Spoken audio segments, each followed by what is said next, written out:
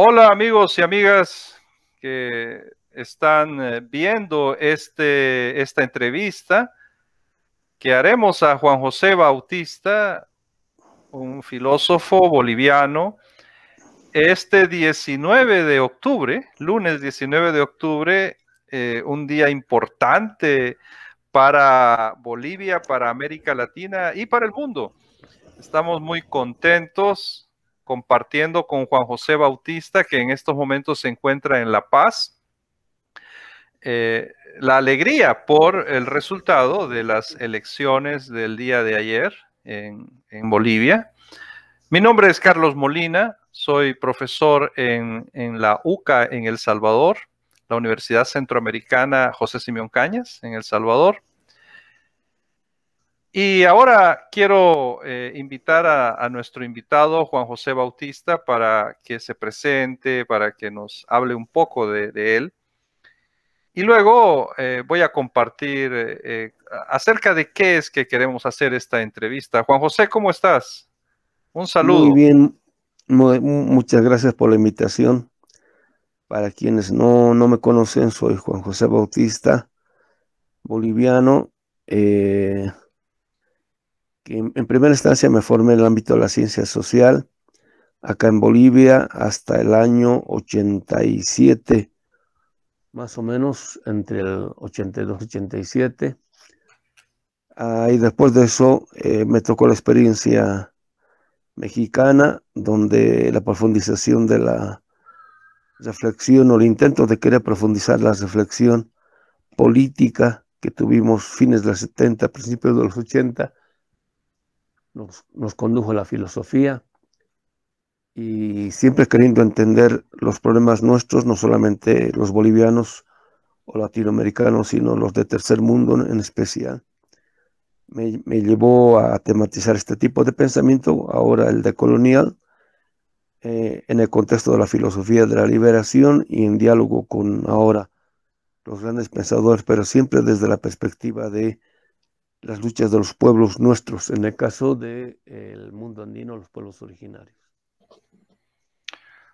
Muy bien, gracias Juan José. Queremos hacer esta entrevista acerca de cómo podemos pensar el pensamiento decolonial. Hay un libro de Juan José que se llama precisamente ¿Qué significa pensar desde América Latina? Así es, ¿verdad, Juan José? Ese es el Así nombre es. correcto, ¿no?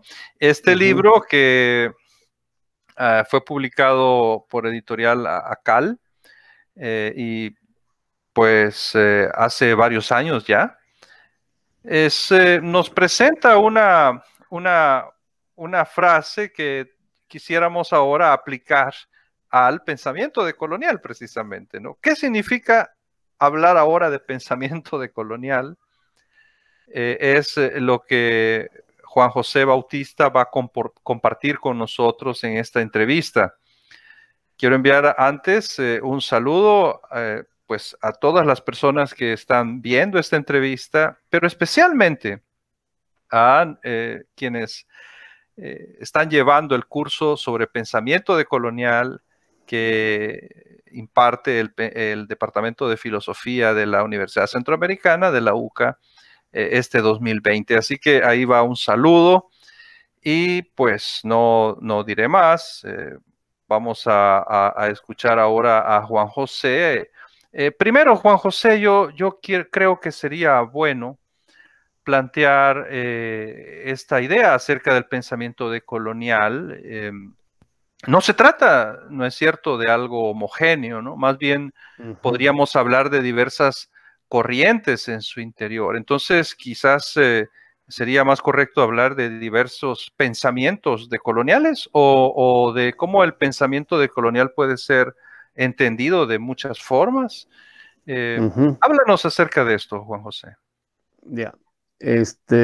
Lo primero que habría que saber es que el pensamiento decolonial no es una escuela, digamos, uniforme, ¿no? Y esto lo tienen claro casi todos los fundadores, digamos, de esta línea o tradición. En el caso de este servidor, yo también provengo de otra tradición que en el curso de su desarrollo se cruza o se entrelaza o se empata con el llamado giro decolonial. En la perspectiva mía o de este servidor, un pensamiento como el decolonial es en sentido estricto epistemológico. Epistemológico acá, o el contenido de la palabra epistemología acá no proviene de la tradición europea o anglosajona, ¿no? Digamos como teoría de la ciencia, no, sino que proviene de la reflexión epistemológica que se hace en América Latina desde principios o mediados de la década del 70 a partir de problemas políticos. En este sentido, nuestra reflexión epistemológica es profundamente política. Esto proviene de la política. En la política es donde aparecen los problemas que luego en ciencia social o en la filosofía los tematizamos y a partir de ello empezamos a desarrollar pensamiento. En el caso de este servidor, en primera instancia, ¿no?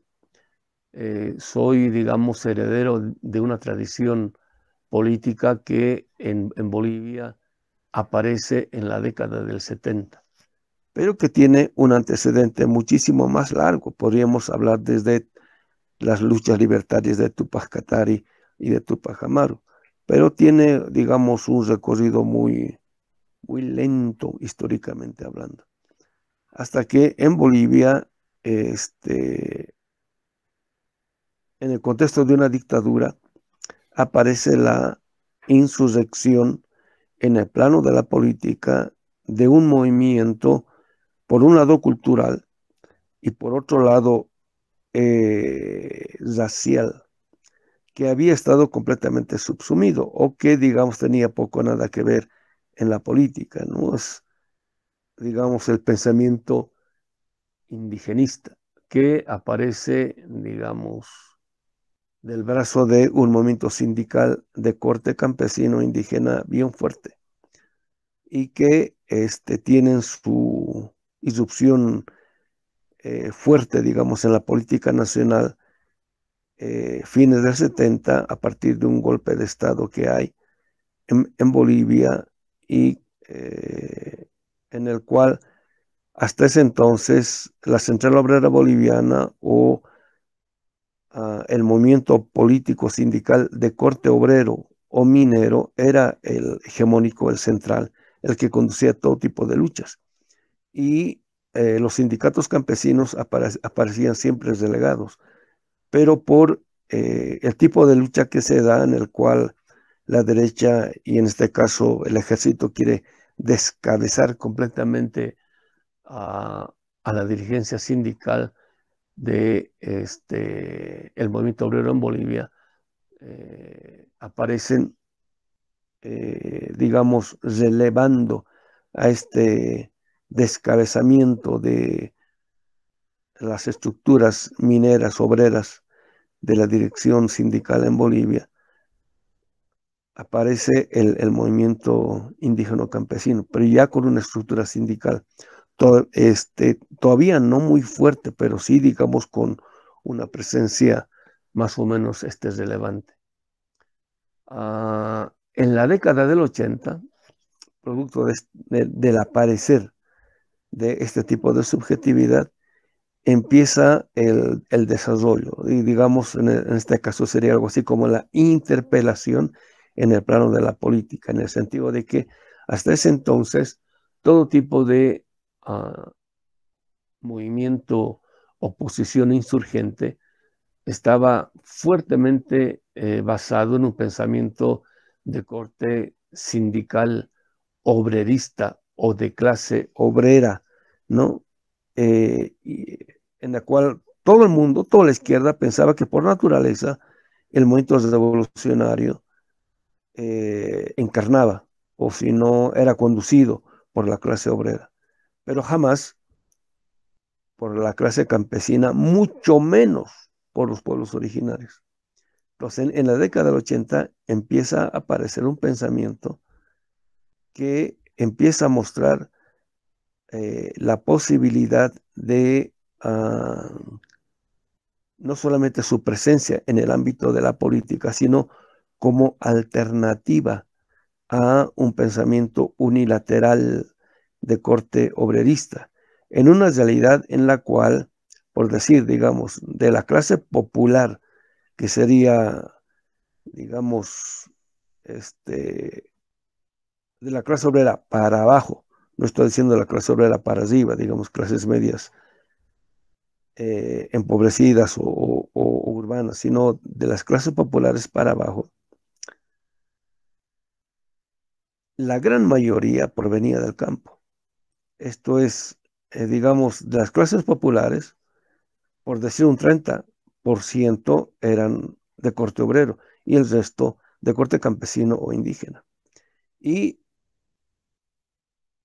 en el momento de las grandes insurrecciones se veía pues eso en la política. Entonces, ¿cómo es que en la política, siendo la gran mayoría las clases campesinas e indígenas, no aparecían, digamos, con un tipo de política en sentido estricto en el plano de las luchas políticas y sociales? Entonces, fue todo un combate ahí, en el que inclusive se notaba que en la clase obrera había cierto tipo de conciencia, bueno, nosotros le decimos moderna, en el sentido de racializada, porque la política marxista, por decir oficial o tradicional o estándar, afirmaba de que la clase obrera perdón, la clase revolucionaria Ujú. por antonomasia era la clase obrera, pero Eh, no así la sí, clase campesina, ¿no? claro. Juan Entonces, José, estaba pensando, si me permites un momento, tú dices, no así la clase campesina, también has señalado que en algún momento decías mucho menos indígena.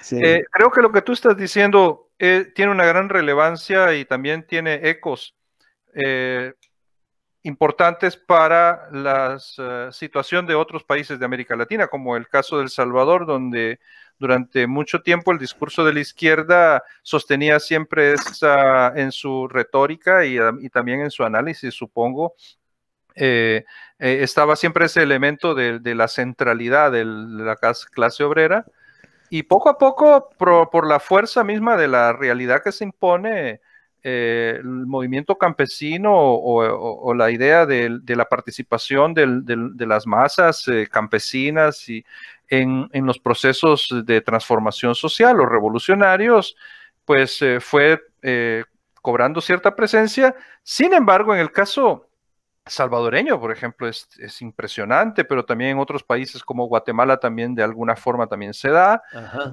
No hay un reconocimiento de lo indígena, no hay reconocimiento ajá, en absoluto y ni siquiera se plantea la idea de la colonialidad o de la ujú, necesidad de pensar en esos términos. Entonces, solo sí. quería observarlo para que también tomes en cuenta que esto tiene una importancia grande para otras cosas que han pasado en otros sectores de América, en otros países latinoamericanos. Sí, bueno, estoy haciendo este apunte por decir para, bueno, seguir un poco la pista o la línea de un pensador boliviano que se llama René Zavaleta, digamos algo así como nuestro Heidegger, digamos, en el ámbito de la política, ¿no? Él decía de que en Bolivia acontecen lo que nos pasa a todos, pero del modo más claro y radical, más diáfano. Es un poco lo que estaría pasando ahora, ¿no? O sea, lo que pasa en Bolivia no es algo que pasa en Bolivia, es algo que nos pasa a todos, pero aparece de un modo crudo, o sea, de un modo que está difícil negarlo, obviarlo, o si no, postergarlo, ¿no?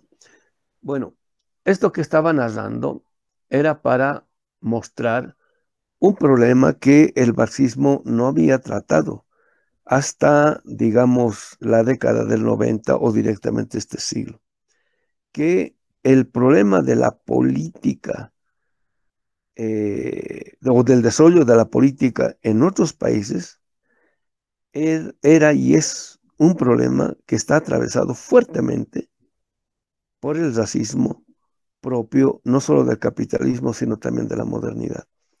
En el caso de las políticas de izquierda, ¿no? Siempre se decía, ¿no? De que la modernidad no solamente había producido a la burguesía, sino también al proletariado. Eran producto del capitalismo y la modernidad.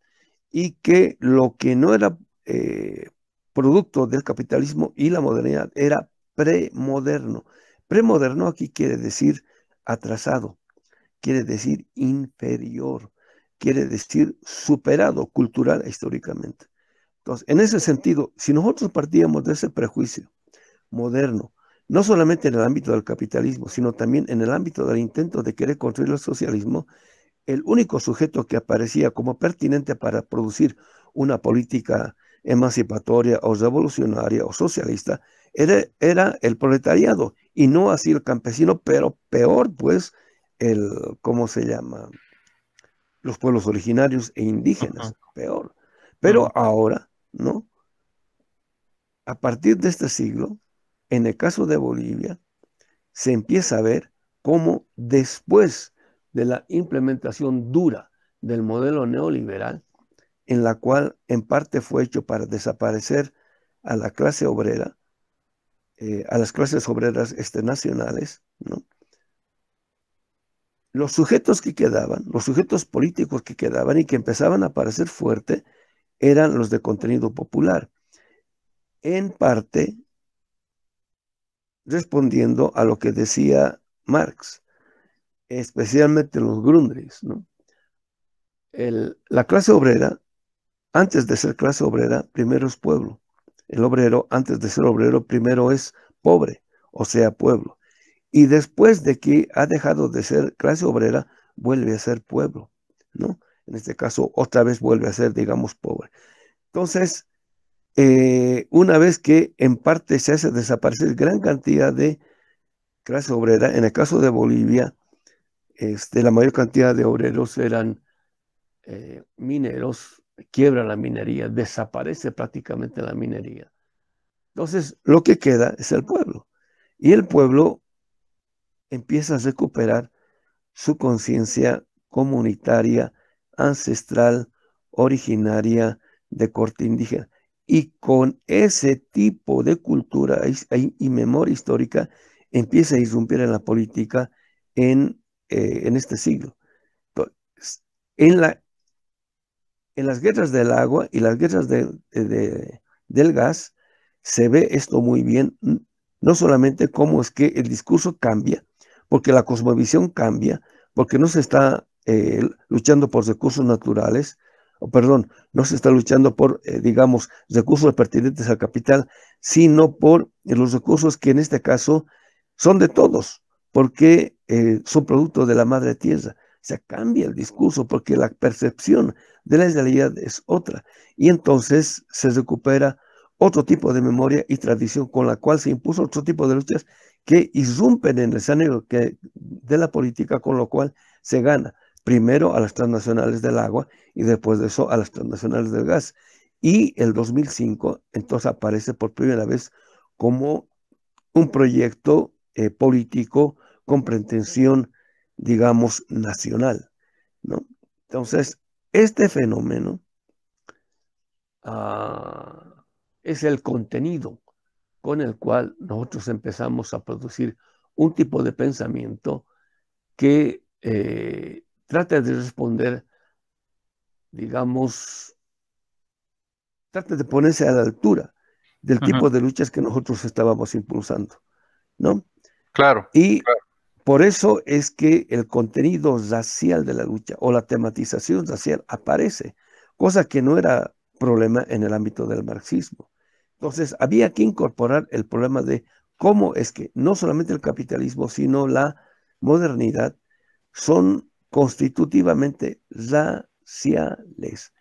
Y esta sí. racialización, en este caso de la política, alcanzaba no solamente a la derecha, sino en este caso a la izquierda, en el sentido de que desde la perspectiva de los pueblos originarios no se podía hacer política, pero en el momento en el cual aparecemos no solamente en la política, sino que ahora, digamos, con el Evo, o sea, un indio, no, el pueblo llega no solamente a las instituciones estatales, sino que ahora es capaz de cambiar la faz de la política. Entonces, esto que aparece en la política hay que traducirlo a la reflexión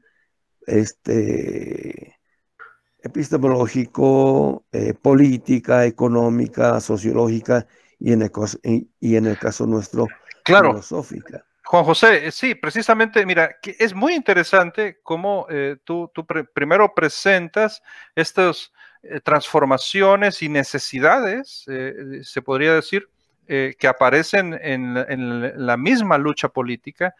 El mismo escenario de las luchas políticas va generando esta necesidad de hacer estas transformaciones que luego deben ser, como tú dices, o que al mismo tiempo generan esos cambios en la reflexión que se hace y por lo tanto aquí ya entramos en el ámbito bueno, entre otros, ¿no? De la academia, pero de los intelectuales, etcétera.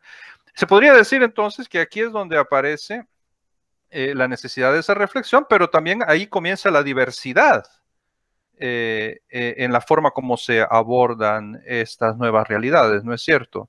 Es decir, Sí, el pensamiento decolonial comienza a irse discutiendo esto en la academia, se comienza a ir creando un lenguaje, lenguajes más bien, y por lo tanto, hoy a estas alturas podemos ir distinguiendo entre ellos, ¿no?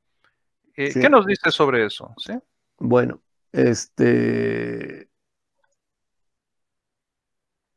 lo que habitualmente se conoce, digamos, por el pensamiento decolonial, es un tipo de pensamiento que surge en el Caribe afro-antillano, caribeño, latinoamericano, por decir, ¿no? Donde la problemática central es el tipo de, digamos, dominación colonial que han sufrido los afro latinoamericanos, bueno, después de que han sido traídos estas tierras, ¿no? Digamos,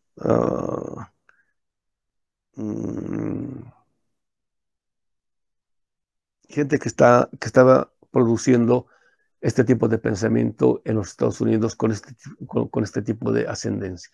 ¿Cómo nosotros nos, digamos, empatamos o entrelazamos con este tipo de reflexión? Y ahora, digamos, agarraría la perspectiva y o la línea de la filosofía de la liberación. Para nosotros, 1992 fue crucial, fue central, porque era la rememoración o conmemoración o vuelta a pensar, digamos, con radicalidad lo que habían pasado durante 500 años, ¿no? Porque fue impresionante el modo como es que los pueblos originarios empezaron a reclamar la necesidad de recordar no el descubrimiento, sino el ultraje, la invasión, el genocidio, la violación, la esclavización, el latrocinio de nuestros recursos, etcétera, etcétera, durante 500 años, ¿no? Entonces fue un impacto estremecedor, digamos, de que tal es así que nos obligó a todos nosotros a una reflexión profunda al respecto. Ajá. El texto clave y fundacional es este libro de Enrique Dussel que se llama 1492, El encubrimiento del otro, ¿no? En la cual, bueno, empezamos a desarrollar la argumentación o la contraargumentación con la cual empezamos a mostrar cómo es que lo que empezaron a producir en nuestras tierras los españoles lo continuaron no solamente en el ámbito de la economía y la ciencia social, sino en la filosofía, los europeos hasta el día de hoy, con fundamentación filosófica, de tal modo que argumentativamente habían normalizado, sino naturalizado el dominio que empezó Europa a partir de 1492 y que, digamos, de la pluma de Hegel estaba filosóficamente justificado, ¿no? Entonces empezamos este repensar, por decir, las fuentes o los fundamentos con los cuales el pensamiento moderno se había producido y erguido. Y ahí descubrimos de que el problema no era como lo habían estado planteando los postcoloniales o el pensamiento postcolonial de origen fundamentalmente hindú. Esto es, de que era insuficiente con que nosotros, para poder desarrollarnos, nos independizáramos, digamos, como excolonias de los imperios del norte, sino que aunque tuviésemos nosotros economía propia o política propia o historia propia, empezamos a descubrir que por las consecuencias fundamentalmente, que el tipo de conocimiento con el cual, el tipo de economía con el cual nosotros queríamos desarrollarnos, no solo no provenía de nosotros, sino que ese tipo de conocimiento, fundamentalmente eurocéntrico, estaba destinado a justificar argumentativamente el por qué Europa era superior y nosotros inferiores. Pero no solo racialmente, sino de modo total. En la filosofía de la historia, Hegel dice que, fíjense, hasta nuestros ríos son inmaduros, hasta nuestras piedras no se han desarrollado del todo. Peor pues nuestras humanidades, ¿no? Y por eso estábamos condenados a la inferioridad, no solo racial, sino cultural, histórica, etcétera, etcétera. Pero era todo un pensamiento construido para justificar la superioridad innata de Europa y ahora Estados Unidos. Y que nosotros habíamos ingenuamente creído eso. Esto es, estábamos colonizados, no solo económica o políticamente hablando, sino culturalmente hablando, o sea, subjetivamente hablando. O sea, nos pensamos a nosotros, nos miramos a nosotros con un tipo de pensamiento que ha sido creado no solamente a costa de nosotros, sino en contra nuestra, en el sentido de que cuando nosotros decimos que queremos modernizarnos, lo que estamos queriendo decir en última instancia es que queremos dejar de ser lo que éramos y aún somos, para llegar a ser como es en este caso el europeo, o sea, el dominador, o sea, el conquistador. Y el problema es que eso estaba, bueno, en parte sigue estando tan metido en nuestras subjetividades por el tipo de conocimiento que se había producido en primero la academia del primer mundo y ahora que lo desarrollamos de modo cuasi natural en nuestras academias, tal es así que, bueno, pues entramos en plena autocontradicción todos los días, cuando todos los días queremos ser lo que no somos y lo que no somos, queremos ser. Queremos ser grandes Foucaultianos, grandes heideggerianos, grandes budornianos, por decir, pero a nuestros pensadores, ¿no? Los pasamos por debajo del sobaco, por decir. Ahora, ¿No? Juan José, una cuestión.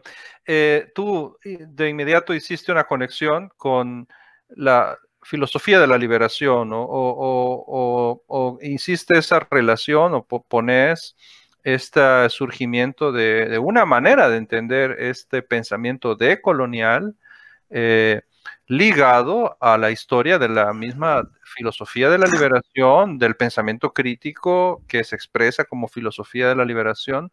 Pero bien, por otra parte, hay otras corrientes del pensamiento decolonial o Ah, se han ido construyendo, han ido saliendo otros nombres en América Latina y en algunos casos me da la impresión bueno, la relación con la filosofía de la liberación no es muy clara o al menos no explícita, me da esa impresión, probablemente me equivoco, pero ya no es por el contrario tan claro esto si hablamos del pensamiento crítico latinoamericano en general. Es decir, me costaría trabajo, aunque probablemente luego con el análisis uno pueda encontrarlo, pero diría yo, es más difícil hablar de un pensamiento decolonial en América Latina que nos es al mismo tiempo sea un pensamiento crítico. Bueno, no lo sé, ¿verdad? ujú, Pero sí, esto parece más difícil. Sin embargo, la filosofía de la liberación es algo más específico, pero ajá, hay otras formas que han ido adoptando el análisis en el pensamiento decolonial y hay otros nombres, ¿no? Entonces, sí. ¿qué piensas tú acerca de esto? Bueno, entre los fundadores, digamos, los que aparecen al principio, ah, son básicamente Aníbal Quijano, que digamos con su concepto de raza, Walter Miñolo y Enrique Dussel, ¿no? Digamos, Ramón Grossfogel, que también pertenecía a este grupo, ha mostrado de que el concepto de raza, así como lo maneja Aníbal Quijano, lo toma de Oliver Cox, ¿no? Y es un pensador afrocaribeño que desarrolla su pensamiento en los Estados Unidos. Él es un marxista negro, ¿no?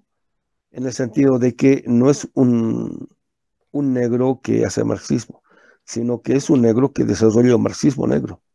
O sea, en este caso, digamos, desde la constitución, desde la, sí, así sería, desde la constitución o desde la negritud de la constitución del el capitalismo. ¿Cómo es que el capitalismo para poder desarrollarse al principio necesita literal, así trabajo impago, ¿no? En este caso, digamos, la esclavitud. De lo contrario, es imposible producir acumulación originaria, ¿no? Es imposible, no se puede, ¿no? Entonces, ese es digamos, una beta, una, una línea de trabajo. Pero en el caso nuestro, ¿no? Y esto, digamos, en parte tiene que ver con el desarrollo de la filosofía de la liberación. Cuando descubrimos que en el caso de Dussel, eh, el tipo de fundamentación que ha desarrollado la modernidad es en sentido estricto eurocéntrica, nos damos cuenta con la filosofía de la liberación de que necesitamos otro tipo de fundamentación, ¿no? Entonces, la modernidad, para poder fundamentarse, necesita producir un tipo de pensamiento que parta de un tipo de tradición, ¿no?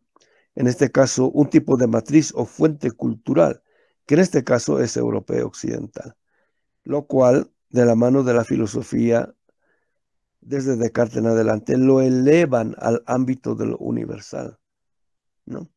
Entonces, cuando nosotros descubrimos de que eso está desarrollado a costa y en contra nuestra, entonces vemos la necesidad de partir de lo propio, ¿no? O sea, de partir de nuestra propia fuente cultural e histórica. Entonces ahí aparece América Latina y es opinión de este servidor, la filosofía de la liberación parte en sentido estricto de el choque, por decir, entre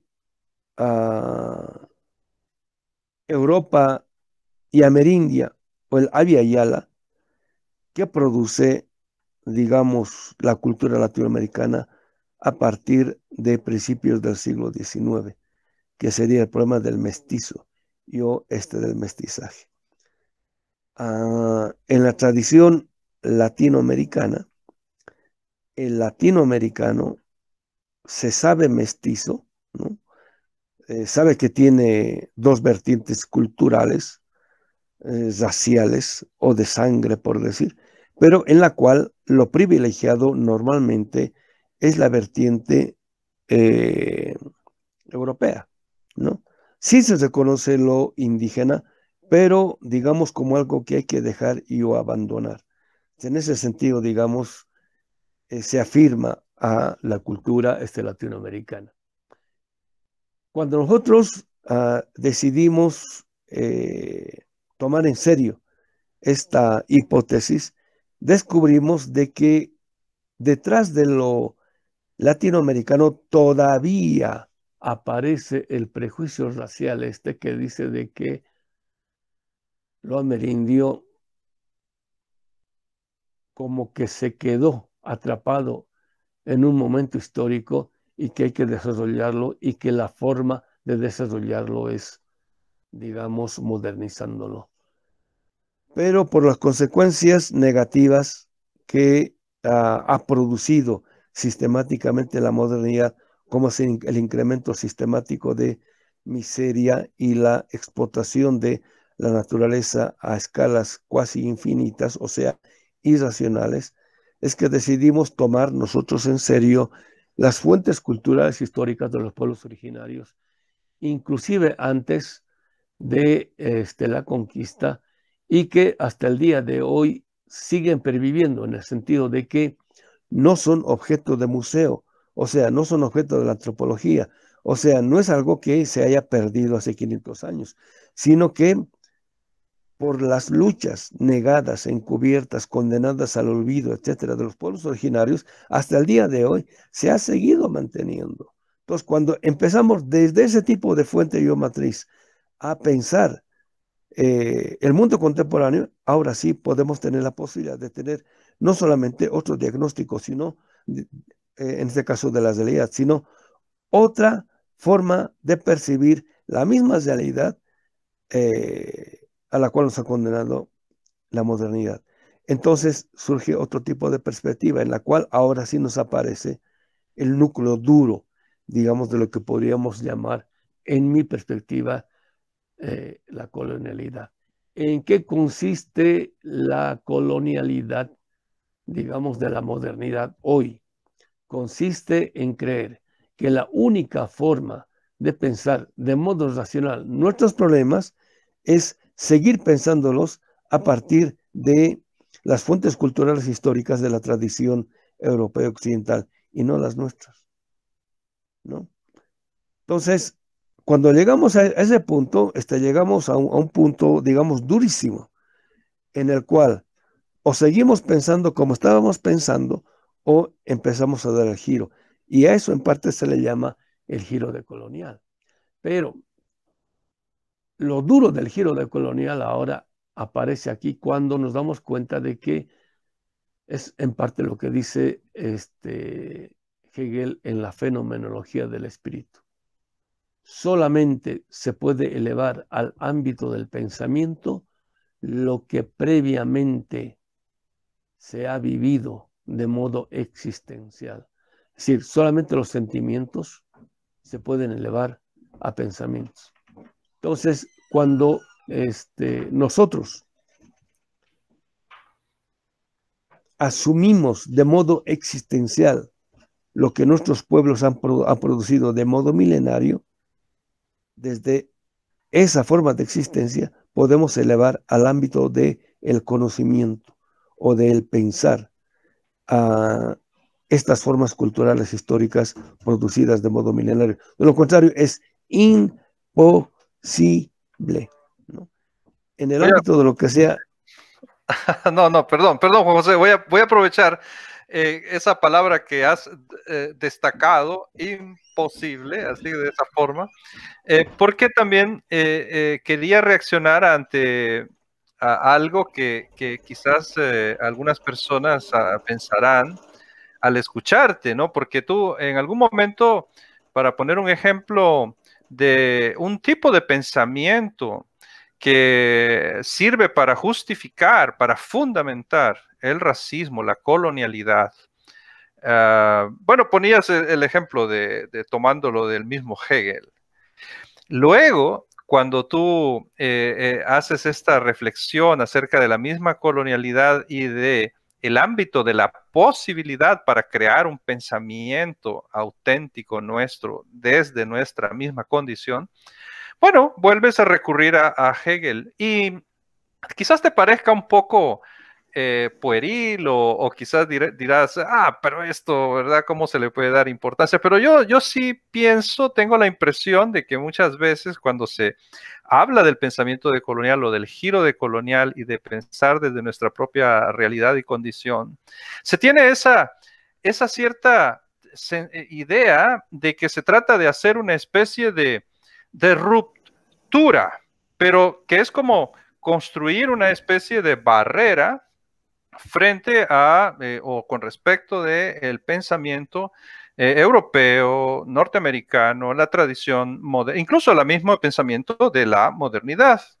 Y eso muchas Ajá. veces es visto como la, digamos, la inutilidad de dedicarse a hacer ese tipo de lectura, de interpretación. Y es bien curioso y me parece muy, además muy importante ver cómo tú mismo, en esto que decías, destacando la palabra de lo imposible y diríamos de lo posible y lo imposible, estás poniendo como una especie de ejemplo de ciertas condiciones fundamentales que se necesitan para ir generando un pensamiento propio y en la línea incluso del pensamiento decolonial, que precisamente una de las condiciones es que no se puede hacer de espaldas, si yo lo entiendo bien, si no tú me corriges, no se puede hacer de espaldas a las tradiciones y al pensamiento, sea este el que sea y venga de donde venga. ¿No es Ujú. cierto? Porque a veces es como si, bueno, yo conozco, vos lo sabes, estoy familiarizado con el pensamiento de Hinkelhammer y recuerdo que él muchas veces, de Franz Hinkelhammer, y él muchas veces señala esta reacción que él tiene frente a, en contra de las llamadas soluciones finales. Y es como si de Sí. repente en el desarrollo de este pensamiento decolonial a veces hay personas que tienden a aplicar esa lógica de la solución final al ámbito del pensamiento, como si dijese, Ujú. no, aquí hay que romper totalmente, ¿verdad? Ya no me venga usted a mencionar a Hegel o a Heidegger o a quien sea, ¿verdad? Foucault, como vos mismo Sí, sí, sí, señalabas, sí. ¿verdad? Yo creo que hay una Ujú. diferencia muy, muy importante entre querer ser un Foucaultiano y nada más y tomar en cuenta lo que dice Foucault.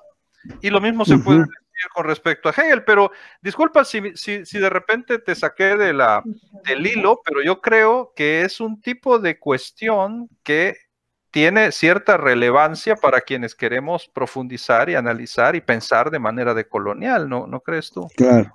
Sí, no, me parece muy, muy buena tu interpelación, que me permite además aclarar un montón de, ¿cómo se llama?, confusiones, ¿no? Hay gente, bueno, aquí en Bolivia, aquí son, en parte la gente es bien dura, ¿no? Digamos radical, así en el sentido radical, pues, ¿no? Ah, de que, bueno, en parte, digamos, lo que se llama fundamentalismos, ¿no? Una vez que hemos descubierto de que, digamos, el pensamiento moderno es maligno, por decir, inmediatamente lo sepultamos y le ponemos una cruz, ¿no? Y cualquiera que habla de eso, entonces está colonizado, por decir. Cuando hablamos de pensamiento decolonial, lo que queremos decir es que, bueno, por el pensamiento, digamos, moderno europeo occidental, estamos atravesados, ¿no? Digamos, no es necesario ser kantiano o hegeliano para poder encarnar, digamos, ese tipo de eh, pensamiento o forma de racionalidad, ¿no? Entonces, lo que hacemos es, y esto tiene que ver con el giro pragmático, el giro decolonial pretende ser un más allá del giro pragmático, en el sentido de que la única forma de superar algo, en el caso del pensamiento, digamos, es haciéndolo por dentro, no, digamos, haciendo críticas inmanentes, no haciendo una negación nihilista. O sea, en el momento en el cual nosotros hemos sido formados al interior de la escuela, digamos, desde la escuela, por la idea moderna de escuela, de academia, intelectualidad o disciplina, digamos, ya estamos atravesados por eso. Entonces, cuando trabajamos sus pensadores en una perspectiva decolonial, no solamente descubrimos, sino que, bueno, descubrimos lo que de modernos todavía somos, por un lado. Por otro lado, lo que no solamente se puede aprender de ellos, sino lo que se puede trascender con ellos. Eso es, digamos, algo que hemos aprendido con Apple, ¿no? A partir de un texto que él tenía o que tiene, que se llama Para pensar con Habermas contra Habermas. Y nosotros eso lo hemos traducido, digamos, para pensar, digamos, con Heidegger contra Heidegger más allá de Heidegger. En el sentido de que, en parte, como estamos atravesados todavía por este tipo de racionalidad, la única forma de saber en qué medida todavía seguimos siendo modernos es conociendo ese tipo de pensamiento que en parte nos ha constituido para ver en qué medida podemos ir más allá de ellos. O sea, eso por un lado. Y por otro lado, los grandes filósofos o los grandes conocimientos han quedado en la historia del pensamiento porque lo que se afirma en sus sistemas, por decir, o en su obra, es porque en parte hay algo de verdad en lo que han producido. O sea, no todo es, digamos, literal error, ¿no? Y esto quiere decir que no todo lo que nosotros también vamos a producir va a ser literal verdad. Por eso hay diálogo. Y el pensamiento en general nunca se ha podido desarrollar si no es en diálogo, en discusión, que es donde se va aclarando un montón de presupuestos de los cuales a veces nosotros ni siquiera nos damos cuenta, ¿no? Entonces, en la obra de Hegel, ¿no? Queda la obra de Hegel como un testimonio, digamos, del desarrollo del pensamiento humano, porque hay algo de verdad, ¿no? Es un poco lo que se afirma con los famosos juicios de hecho o con la ideología. La ideología, para que se pueda sostener, tiene que partir siempre de algo que es verdadero. El problema es que es aquello que se deduce a partir de eso. Es un poco lo que Franz dice mucho sobre la obra de Locke, ¿no? David Locke Hume, parte de, y también de Hume, de Hume. pero en el caso de Locke, ¿no? Él parte de la afirmación de que el ser humano es libre por naturaleza. El problema es que es aquello que deduce de eso, ¿no? Y digamos, yo puedo estar de acuerdo con la premisa, pero el problema es que se deduce de ello, ¿no? Entonces, un pensamiento para poder sostenerse, en general, parte, digamos, de un juicio de hecho o de una afirmación con pretensión de verdad, ¿no? Y puede tener su grado de verdad. El problema es que se deduce a partir de ello, ¿no? Entonces, en la historia del pensamiento, el pensamiento que queda es porque tiene algo de verdad, gracias a lo cual se ha universalizado. En ese sentido, nosotros no hacemos ni podemos hacer lo mismo que, digamos, el pensamiento moderno ha hecho con el tipo de pensamiento nuestro.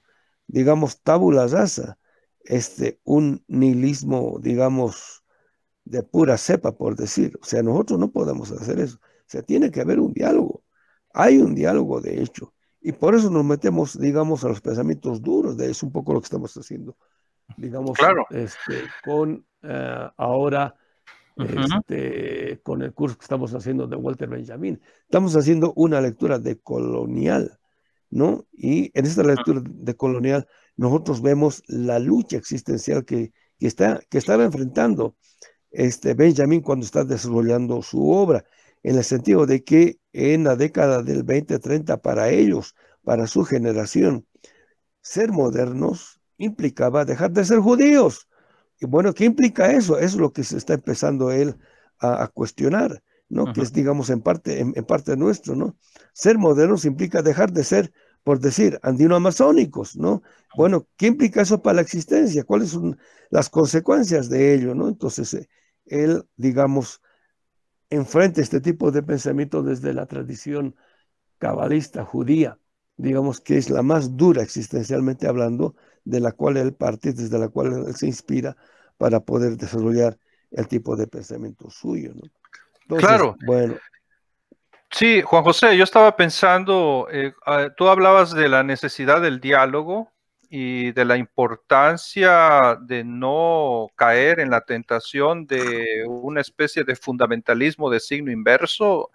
Algo así así es. como, bueno, estamos en contra de los fundamentalistas, hagámonos fundamentalistas, nos hacemos fundamentalistas Ajá. también, porque Ujú. renunciamos al intercambio de argumentos y a la racionalidad misma que se ha venido construyendo, etcétera. Y fíjate que también, por otra parte, en muchas ocasiones, incluso recientemente, diversos exponentes del llamado pensamiento decolonial, del giro decolonial, o cercanos a esta forma de enfrentar cómo podemos conocer nuestra realidad, etcétera, bueno, en algunos momentos, fíjate, es interesante esto, han sido muy críticos, yo diría incluso extremadamente críticos, o a veces incluso podríamos decir, yo creo que se pueden reconocer ciertos rasgos de una especie de crítica demoledora, así como le llama Franz Hinkelhammer también a ese tipo de crítica que no establece una vinculación de diálogo con lo que critica, a los proyectos sociales y políticos latinoamericanos o algunos de estos proyectos. Yo estaba pensando Ujú. específicamente en lo que sucedió justo en el momento del golpe de Estado Sí, en sí, Bolivia del año sí, pasado, sí. fíjate, porque yo Ujú. creo que es importante, Juan José, vamos a ver si puedo yo establecer este vínculo que yo veo y luego tú nos dices cómo lo ves, porque además creo que es prioritario, es importante que nos hables acerca de lo que está pasando precisamente en este momento en Bolivia. El día de Ujú. ayer, con las elecciones, el pueblo boliviano y además, diría yo, esos sectores progresistas del pueblo boliviano y el mundo indígena boliviano ha enviado un gran mensaje no solo a la Bolivia, sino al mundo entero. Y yo creo que este triunfo del candidato del MAS no solo es el triunfo del MAS, es también en cierta forma una expresión de, de que ahí en Bolivia los procesos reales, políticos, sociales, culturales, adquieren una dimensión, se puede decir, profunda, ¿m? Ujú. Profunda, y por lo tanto, los que estábamos analizando y estábamos a la expectativa de lo que iba a suceder con las elecciones, probablemente en muchas ocasiones nos movemos en la superficie y no logramos entrar hasta lo más, a lo que realmente al final decide. Eh, yo estaba recordando que cuando se da este golpe de Estado el año pasado, lo primero que uno puede recordar es que no solamente sucede lo usual. La derecha niega que es un golpe y más bien le llama de otra forma, como por ejemplo en Honduras con Zelaya, etcétera, ¿no? Y se le ponen nombres eufemísticos, transición forzosa, Etcétera. Sí, triunfo sí. de el sistema de derecho sobre bueno, en el caso de Bolivia acusaron de fraude, se dijo que Sí, sí, había sí. un fraude y la OEA, ya sabemos, ¿verdad? Haciendo ahí Ajá. su rol tradicional. Pero en el caso de Bolivia el año pasado no solo fue la derecha, sectores intelectuales, académicos, gente ligada al Sí, sí. pensamiento decolonial, salieron casi de inmediato, pero el siguiente día dando declaraciones Sí, sí, sí. diciendo, bueno, lo que pasa es que era de esperarse, bueno, el sistema, Evo Morales lo estaba haciendo muy mal y fue algo terrible y a la vez era un sujeto autoritario y esto lo que demuestra es que la izquierda y todo el proyecto pues es corrupto, está corrompido, eh, va por el mal camino, etcétera, en muchas ocasiones se apelaba a ese carácter de ser un pensamiento radical de colonial que viene a corregirle la plana o a mostrar los errores de una izquierda impenitente, ¿verdad? Una izquierda que no termina de comprender estas realidades. Y y no sé, bueno, yo creo, Juan José, que sin hacer a un lado las legítimas críticas que todo proceso social y político debe saber encajar, porque si no, pues en qué estamos? O sea, yo creo que eso es muy lógico también. Pero una Ajá. cosa es la crítica que se hace en el momento oportuno y otra cosa, a mi modo de ver, es el uso de cierto lenguaje que se ha venido construyendo, por ejemplo, en el giro de colonial, para justificar posturas, me parece a mí, ingratas, ciegas y desubicadas, ¿no? Sobre lo que sucede a veces en la política real. Me parece que a Ujú. veces entre la academia y los analistas y los intelectuales y la política real hay abismos que no se está dispuesto, algunas personas no están dispuestos a salvar, ¿verdad? A atravesar, porque hay que tener comprensión. Incluso algunos nombres, no sé si tú me corriges, pero recuerdo eh, a me parece que es Rivera Cusicanqui o no sé si lo Sí, estoy pronunciando bien. Silvia Silvia Rivera Rivera Cusicanqui. Cusicanqui era un nombre que recuerdo yo que aparecía mucho en los días posteriores al golpe, sorprendentemente, pues, tomando una Sí, postura pues, como de, bueno, sí, bueno, hay que admitir, ¿verdad? Eso fue un error, en lugar de decir es un golpe de Estado, claro, o claro. también Raúl Sivechi y otras personas por ahí. Entonces, yo te planteo esto tal como lo veo porque, claro, tú mismo iniciaste esta reflexión sobre el giro de colonial partiendo de los procesos políticos concretos en Bolivia. Claro. Y ahora que estamos un día después de las elecciones y con el triunfo del candidato del MAS, ¿qué piensas tú, Juan José, de esta relación entre intelectuales y académicos y por otro lado procesos sociales y políticos? ¿Y qué nos quisieras hablar también acerca de lo que pasa en este momento en Bolivia? Bueno, esa pregunta que pareciera ser coyuntural Ah, o como se llama, qué sé yo, de ocurrencia, por decir, es sesuda, porque en esta tu pregunta están contenidos un montón de problemas a los cuales mucha gente que se dice ser de colonial ni siquiera los percibe hasta el día de hoy, como en parte, digamos, podría ser el grupo este de coloniales que le han dado el apoyo al Guaidó en contra del proceso venezolano, ¿no? También se los podría ubicar a ellos, ¿no? Bueno, es una autocontradicción performativa decir que uno es de colonial y tener conciencia política liberal, ¿no? ¿Qué quiero decir con esto?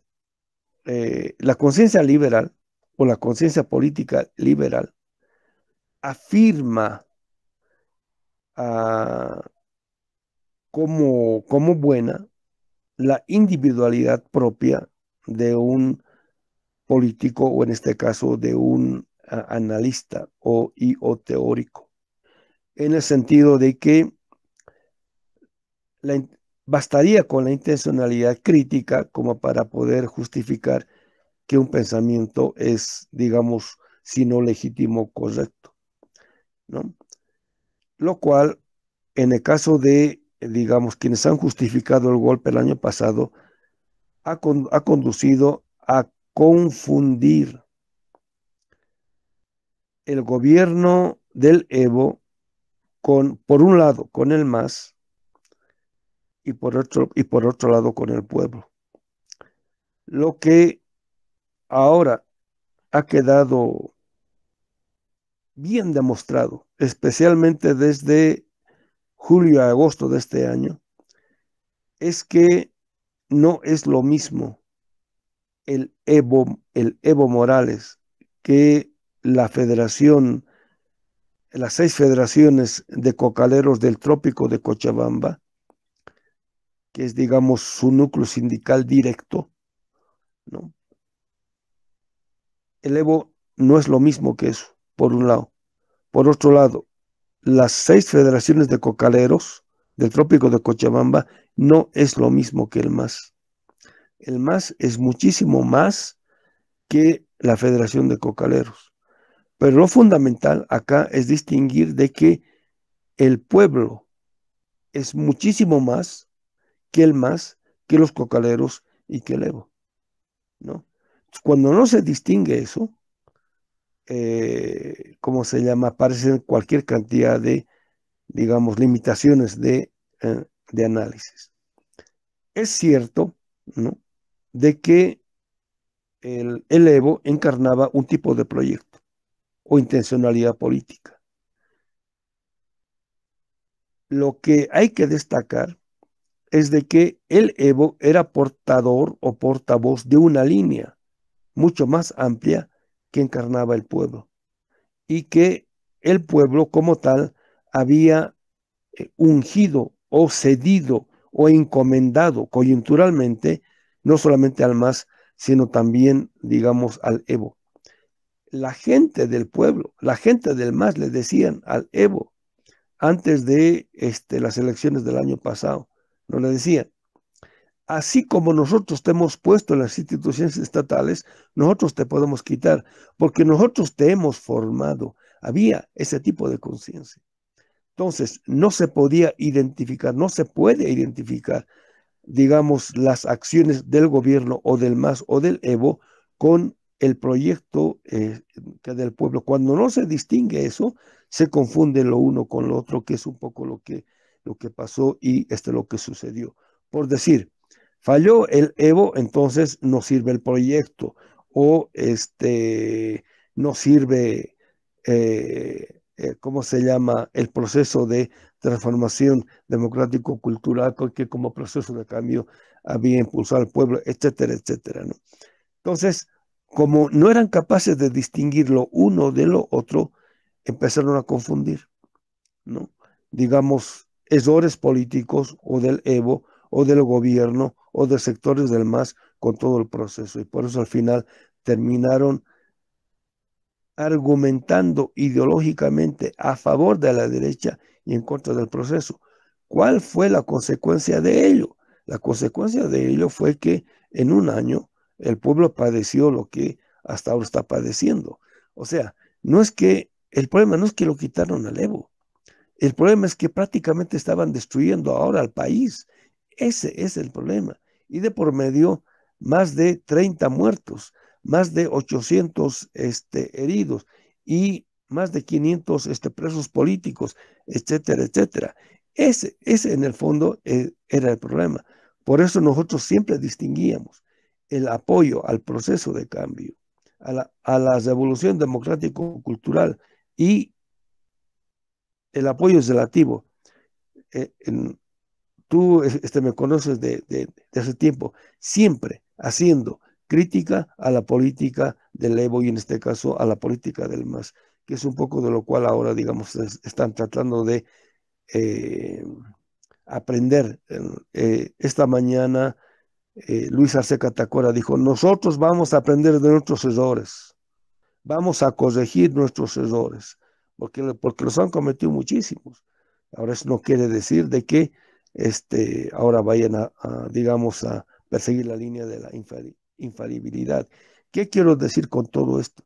Que mucha gente que se mete digamos, al pensamiento de colonial todavía lo hace con conciencia moderna, en el sentido de que, bueno, ellos son los que están mal, nosotros somos los que estamos bien, estamos aquí para juzgar, ¿cómo se llama? ¿Qué se hace bien, qué se hace mal?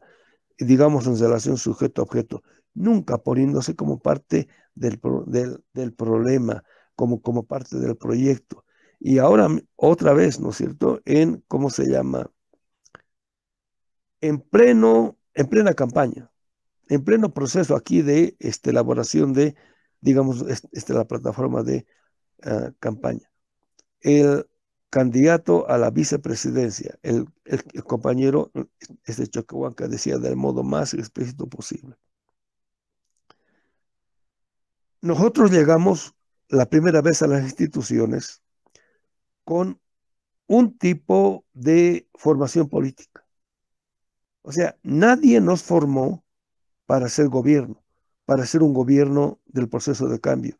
En el proceso nos fuimos formando y nos empezamos a dar cuenta que construir la nueva subjetividad burocrática o de la burocracia con la cual se puede llevar adelante un proyecto de sociedad, un proyecto económico, un proyecto político, no se lo hace en 5 o 10 años, ¿no?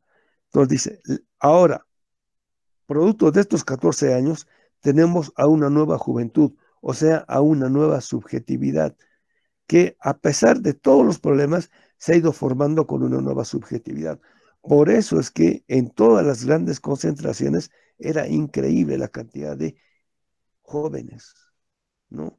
20, 25 años, involucrados, pero digamos de modo eh, combativo, digamos, en este proceso, ¿no? Entonces, producir la nueva subjetividad de la gente que se va a hacer cargo de las instituciones, que encarne este otro tipo de proyecto en el cual está contenido ahora la visión de vida, la visión de realidad de el pueblo en tanto que pueblo, eso cuesta producir, ¿no? El MAS la ha llegado olímpicamente al no fomentar eso. El pueblo se ha ido formando intuitivamente, ¿cómo se llama? Por compromiso personal y yo propio. La gente misma salía a decir, nosotros no somos del MAS, yo no estoy buscando pegas, no estoy buscando trabajo en el MAS, yo estoy comprometido con nuestro proceso, porque depende de él el que nuestro país, digamos, nuestro pueblo, salga de la miseria, la ignorancia, el atraso, el racismo, la Claro. condena, etcétera, etcétera, ¿no? Pero Sí, Juan José, perdón, perdón. eso Ujú. surge cuando la gente, las nuevas generaciones asumen un tipo de conciencia que ya no es liberal, o sea, individualista. Ahora es no solamente popular, sino comunitaria, que es lo Claro. constitutivo Oh, de los pueblos sí, originarios. sí. Sí, precisamente, Juan José, fíjate, yo quería expresar algo que creo que es necesario señalar, ¿no? El contraste entre este proceso en Bolivia, por ejemplo, los intentos de hacer una transformación en mi propio país, en El Salvador, ¿no? Probablemente el error, como ya tú lo has señalado, los errores del MAS, bueno, probablemente eso es quizás el error fundamental, el no haberse involucrado totalmente en un 100% con este proceso de transformación del aparato, como decías, el aparato burocrático, la construcción de elementos para ir creando esa nueva conciencia, esa nueva educación. El gran error, ¿no? Y un error que también en el caso de El Salvador, sin ninguna duda, cometió el FMLN, ¿no? En los dos periodos y antes de llegar al Ejecutivo y luego en sus dos periodos en el Ejecutivo, unos 10 años, no apostaron en ningún momento a hacer ese compromiso, esa transformación, pero la diferencia es esencial, porque si mientras en que en el caso de Bolivia, la organización social sí se ha mostrado como algo sólido, como tú dices, el mismo pueblo asume esa condición de formarse, de ir creciendo, irse organizando, etcétera, y tiene esa capacidad para distinguir y decir, bueno, sí, Evo la regó, pero lo que está en juego es el proceso, no es solo el Evo, ni es solo el MAS. En El Salvador eso no ha pasado. Y eso es una cosa que nos debe poner a pensar, porque parece ser que demuestra que el desarme, en el caso de Bolivia está claro, bueno, una especie de desarme o de error que se comete en el mismo MAS o en Evo, pero no en el pueblo, no en los sectores organizados socialmente. En el caso de El Salvador es un desarme probablemente generalizado, ¿no? Es algo terrible porque, bueno, a lo mejor sucede que tiene algo que ver aquello que te comentaba antes de la entrevista. Nosotros tuvimos una guerra civil y habría que analizar hasta qué Ajá. punto las guerras civiles, que no son iguales, no es lo mismo que los procesos de represión y que pues sí, también son horribles y todo eso, pero una guerra civil es una cosa muy diferente, no solo en cuestión de Ajá. cantidades, sino del impacto que tiene. Y probablemente eso haya generado que en el caso de El Salvador, a diferencia de lo que ha sucedido y ha demostrado el pueblo boliviano el día de ayer, la gran mayoría de la población probablemente es incapaz de pensar en una organización para proteger los procesos positivos y los elementos positivos de los cambios que se pretendían hacer, porque lo más patético y paradójico de toda la cuestión es que los mismos proyectos del FMLN o los 10 años del FMLN no fueron tampoco solo puras cosas negativas y puros errores, hubo muchos cambios positivos, un trabajo sostenido para hacer transformaciones importantes que sencillamente se están desmantelando en la actualidad y parece que a la mayor parte de la población no le importa, ¿no? Entonces, esa diferencia es una diferencia que nos debe poner a trabajar a todos los analistas y académicos y gente que queremos comprender lo que pasa, porque esa capacidad organizativa de los colectivos en Bolivia no la hemos experimentado en El Salvador. Probablemente porque sucede eso que tú señalas así, más bien como un contraste cuando dices, nosotros no, en boca de las personas, de las organizaciones, nosotros no queremos un trabajo, no queremos un... Probablemente eso sí pasa en el caso de El Salvador, ¿no?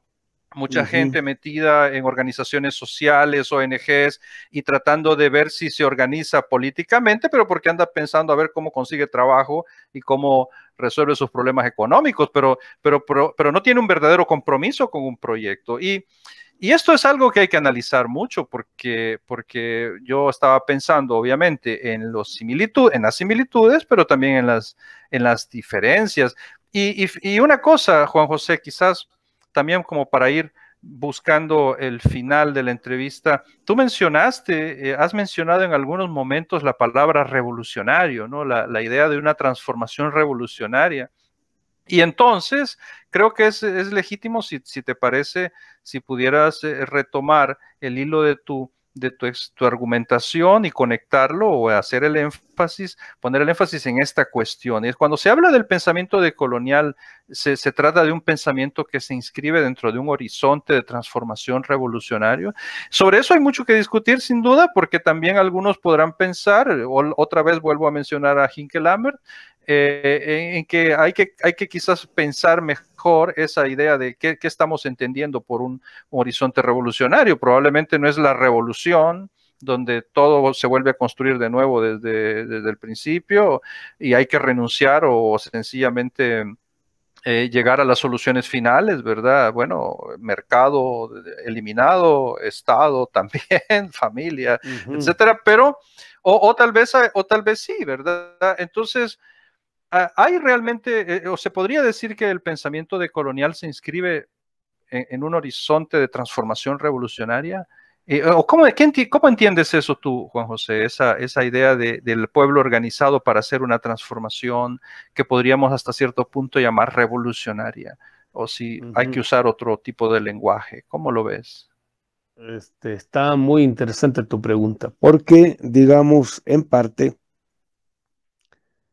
el pensamiento decolonial, el que tradicionalmente se conoce, ¿no? A la Miñolo, a la Quijano, etcétera, es o intenta hacer una transformación en el pensamiento, digamos, académico, ¿no?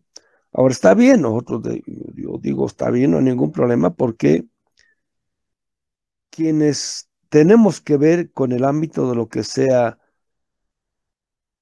no solamente la academia, sino también la política, porque nosotros siempre decimos,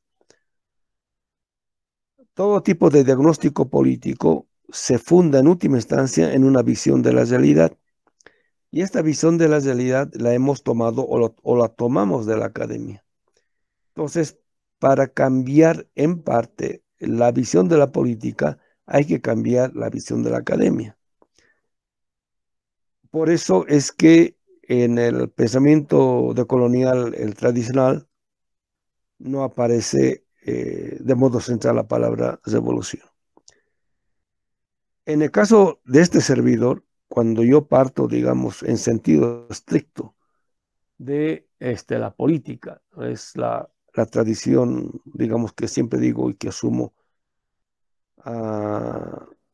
que surge en Chile durante y después del gobierno de Allende, de la mano o de la pluma de Hugo Semmelmann, a quien Franz ha conocido en vida, han trabajado en parte, se conocen, y también en parte el pensamiento de Franz es epistemológico en el sentido político, ¿no? Entonces, como partimos de la política, de la reflexión política, ahí inevitablemente aparece la palabra revolución, pero ya no en el sentido clásico tradicional, sino aquí también, digamos, como que hay que decolonizar el contenido del concepto o de la palabra llamada revolución, ¿no? Habitualmente, digamos, la revolución o lo revolucionario estaba íntimamente ligado con el proyecto socialista, ¿no? Después del 89 entra no solamente en crisis el socialismo o la palabra o el socialismo como proyecto político, sino también las pretensiones revolucionarias. Tal es así de que, digamos, durante el auge y el apogeo de los gobiernos progresistas, llegamos al extremo de creer de que, bueno, ninguno de estos proyectos se planteaban el socialismo de modo explícito, excepto el de Chávez. Pero los progresismos prácticamente lo que querían hacer era más o menos un capitalismo de corte popular o un capitalismo al servicio, digamos, del pueblo. A eso se le llamaba revolucionario. Yo decía, pero ¿cómo hemos llegado a eso, no? De que cuando uno impulsa políticas antineoliberales ya es prácticamente un revolucionario. O sea, ¿cómo? ¿Cómo?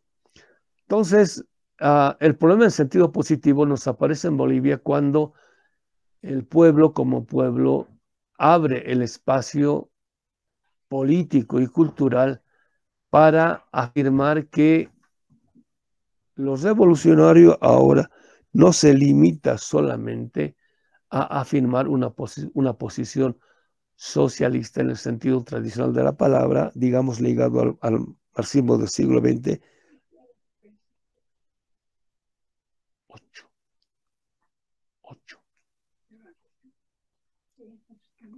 Entonces,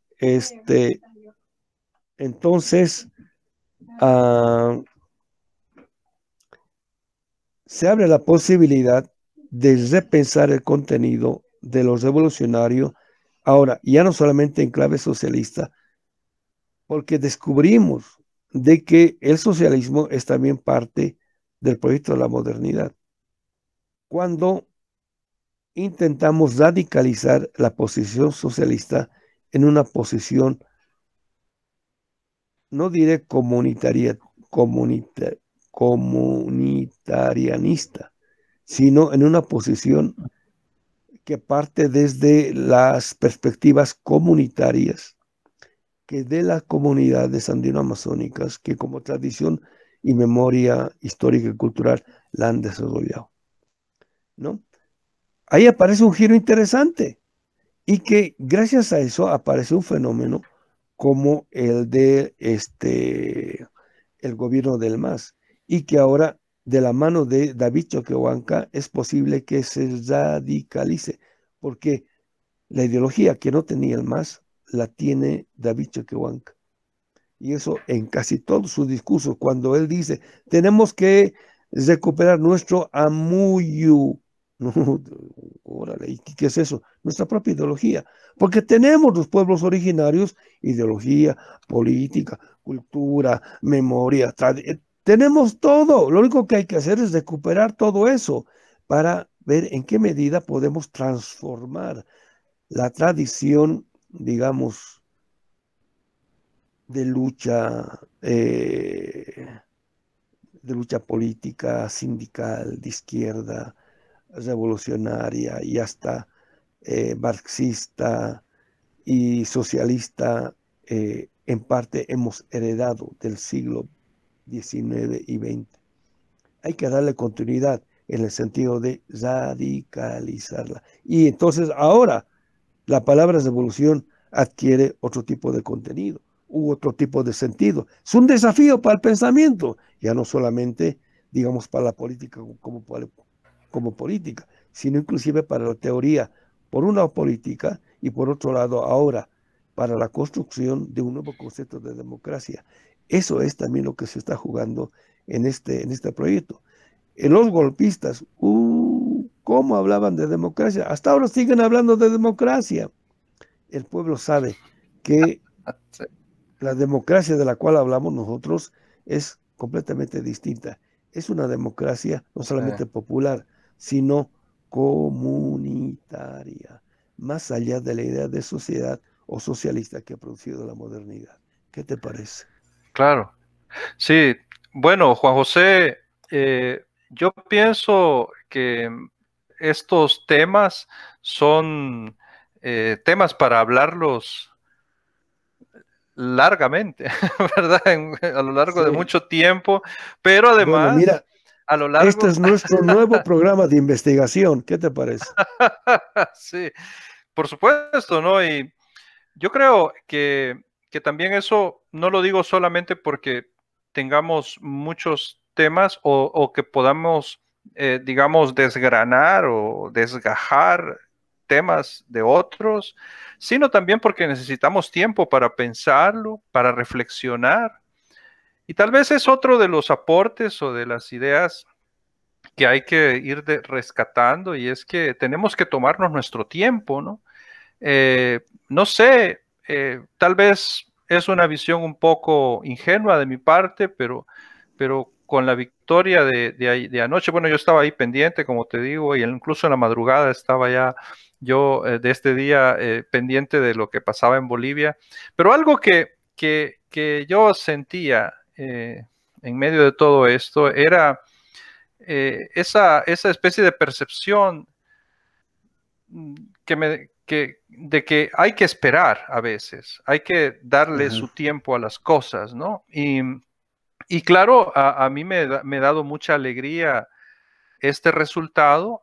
Tampoco hay que bajar la guardia, ¿no? O sea, tenemos que reconocer a un poeta y gran escritor salvadoreño, Roque Dalton, tenía Ujú. una frase en uno de sus poemas, recuerdo que era algo así como, nunca olvides que de entre los fascistas hasta el menos fascista sigue siendo fascista, ¿no? Así es, Entonces, así es.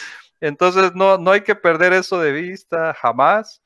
Créeme que en El Salvador también estamos experimentando en estos momentos con nuestro presidente fascista, Sí, fascismo pues. millennial, Sí, le sí, sí, decimos, sí, ¿no? sí. ¿Verdad? Estamos experimentando algo de Sí, eso y yo, a diferencia de lo que dice Rita Segato, me parece que es la que dice que no, y no solo ella, otras personas dicen, no hay que usar la palabra fascista, sí, bueno, hay que ver las diferencias. No, yo sí soy partidario de que hay que usarla y hay que aclarar qué es lo peculiar de este nuevo fascismo, claro, pero yo sí pienso que lo es y yo por eso creo que no hay que atenerse, ¿verdad? No hay que ser ingenuos, hay que seguir luchando, la lucha no ha terminado, pero hay que disfrutar también la victoria, las victorias así es. y, y por lo tanto creo que, Juan José, quiero darte las gracias por esta No, a entrevista ti. tan interesante. Sin duda no pudimos agotar todos los asuntos, todos los temas,